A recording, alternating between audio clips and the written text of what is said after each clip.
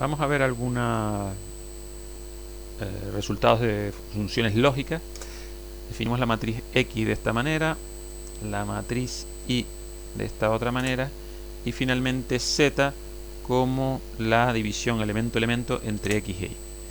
Dado los valores que tienen estos elementos, como vemos que en Y aparecen varios ceros, pues al dividir, sabemos que la división con cero pues da lugar a números no finitos. Por ejemplo, un número positivo dividido entre ceros pues nos da infinito, un número negativo dividido entre ceros pues nos da menos infinito, el 0 dividido entre 0 pues nos da el not a number, y aquí hemos definido este número como no definido, entonces operándolo con cualquier número, sea división, resta o suma, lo que sea, pues nos sigue quedando como no definido. Y los únicos valores finitos que salen pues son el 1 y el 0 pues dividido entre 1, nos dan números normales.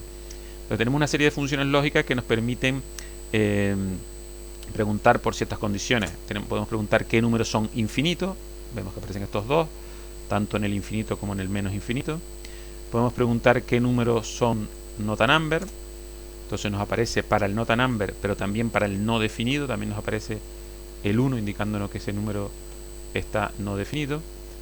Tenemos para preguntar directamente por el no definido, entonces solo nos aparece en el caso del NA.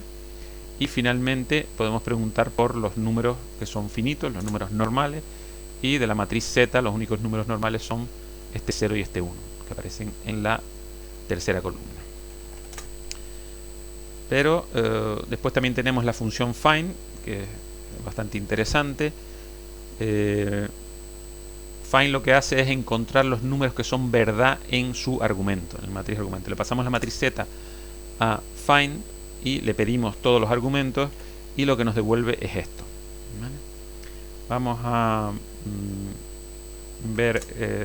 poner los argumentos de una manera un poco más cómoda para verlos, que es transponiéndolo, ya que sale como vector columna, pues lo vamos a ver horizontalmente, haciendo la transposición. ¿Y qué tenemos aquí? Entonces el primer argumento, le digo find, lo que busca son los elementos que son verdad. Entonces en esta matriz los elementos que son verdad son prácticamente todos, salvo este 0, que es falso. Recuerden que en Octave todos los operandos de lógico, operandos de relación y estas funciones lógicas, pues lo que consideran es 0 falso y cualquier otra cosa verdad. Entonces find lo que nos está devolviendo, por ejemplo en V, que es lo más fácil de ver, es el valor de esos elementos que son verdad. Entonces aparecen todos salvo el 0. Y aquí nos está diciendo el índice de fila y columna, es decir, un primer elemento está en la fila 1, columna 1, que es el infinito, ¿vale? Aparece aquí. El siguiente elemento que detecta está en la fila 2, columna 1, que es el not a number, ¿vale? Que es el que aparece aquí. El tercer elemento está en la fila 1, columna 2, que es el menos infinito, ¿vale? Y así sucesivamente. Vemos de todas maneras, esta forma de invocar find no es la más habitual. La más habitual es usar el find directamente sin pedirle argumentos, con lo cual lo que nos devuelve es, en esta expresión nos vemos que va a ser lo mismo que teníamos en V, ¿vale? Incluso, bueno, aquí está puesto como vector fila, pero su forma real es vector columna. ¿Por qué? Porque el find directamente lo que nos devuelve son los índices. Si no le pedimos argumentos, lo que nos devuelve son los índices de esa matriz que son verdad. Los índices convirtiendo esta matriz en un vector, como se dice en la definición, haciendo vec de z, que lo que hace es convertir la matriz en un vector columna, y después haciendo el find. O sea, vemos que aparecen todos los índices salvo el del 0, el índice 5, que no aparece. Entonces esta expresión nos va a devolver pues los elementos que no son verdad. Bien. Otras funciones lógicas son el all y el any. Tenemos una matriz M y